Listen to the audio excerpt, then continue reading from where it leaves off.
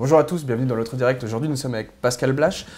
Bonjour Pascal Blache. Bonjour. Lundi, vous êtes monté au créneau contre la consultation organisée par la ville de Lyon sur la réforme des rythmes scolaires. Pour petit rappel, Emmanuel Macron laisse la possibilité maintenant aux municipalités de passer à 4 semaines ou de rester à 4 semaines et demie.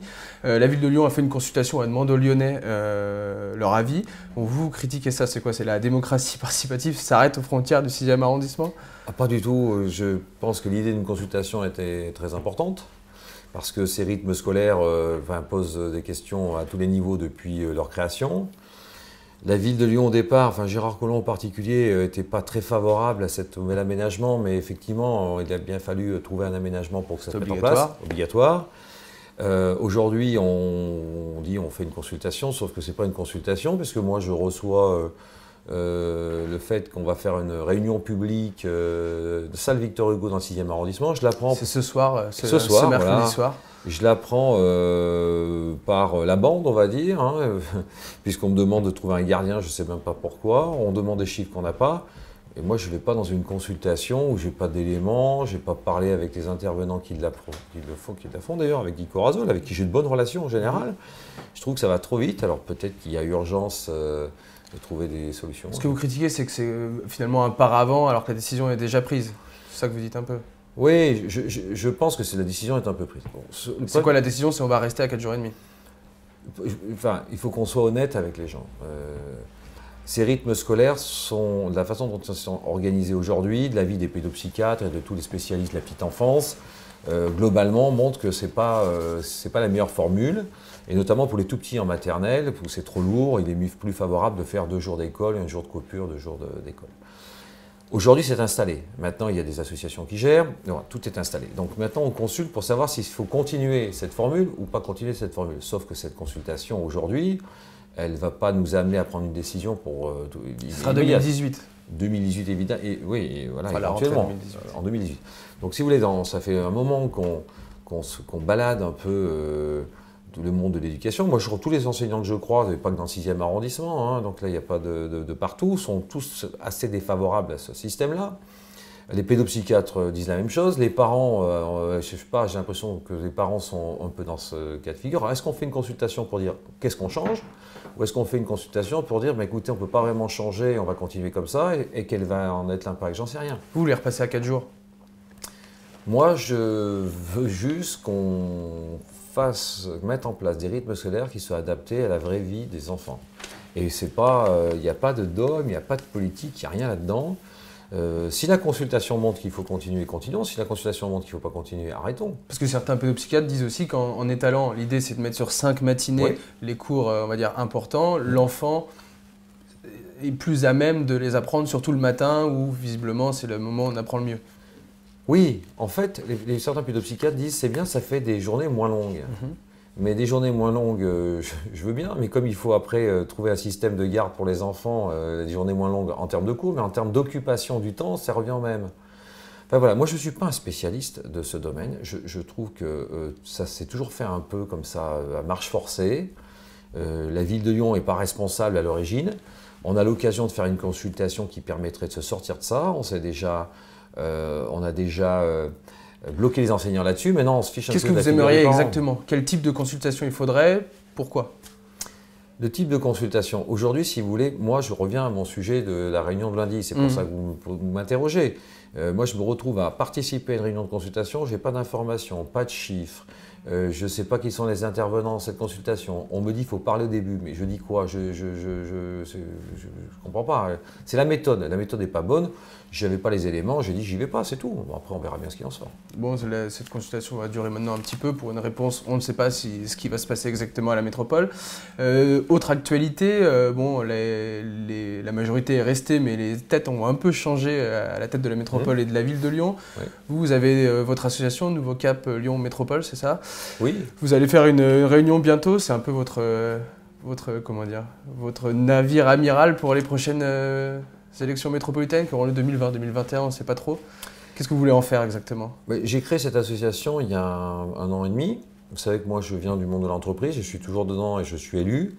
Et que je pense qu'il faut poser les bonnes questions aux gens qui ont une connaissance de ces sujets. Pour savoir ce qui se passera pour les 20 ans ou 30 ans à venir, on va dire au niveau métropolitain. Donc l'association, elle sert à ça. Elle sert justement à consulter les spécialistes pour leur demander en termes d'immobilier, de transport. Vous allez le faire sur le rythme scolaire d'ailleurs, peut-être? Oui, de social, des problématiques d'éducation, enfin tous les sujets qui intéressent les gens.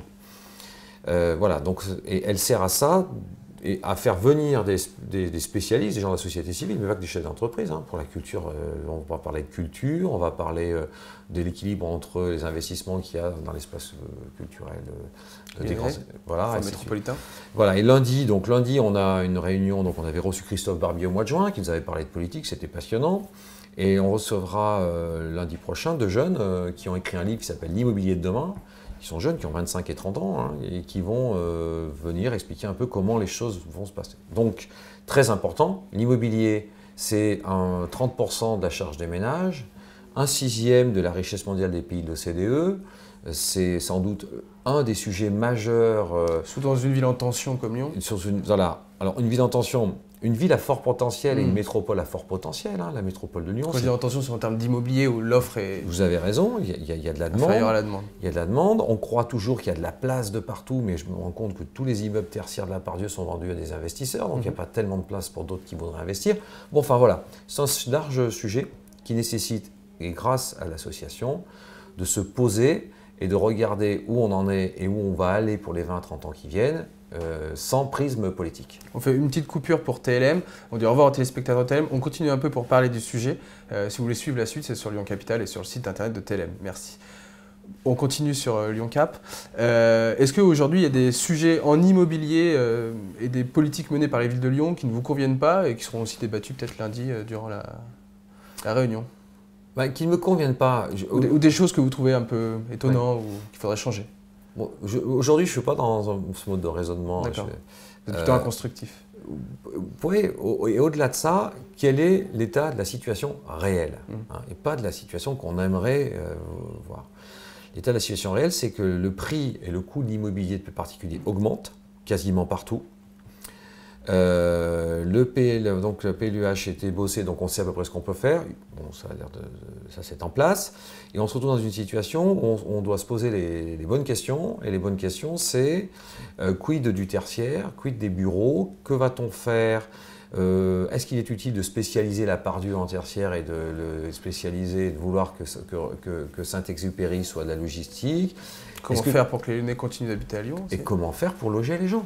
Aujourd'hui, c'est quand même le sujet, et à des prix raisonnables. Quand je vois maintenant l'augmentation, le prix des fonciers, le prix de la construction, l'immobilier est un des rares domaines où les coûts de la construction n'ont pas baissé. Dans l'électroménager, ça a baissé de 40%, ça n'a pas baissé, c'est comme ça. Aujourd'hui, on se retrouve avec des programmes qui sortent à des prix qui sont plus commercialisables.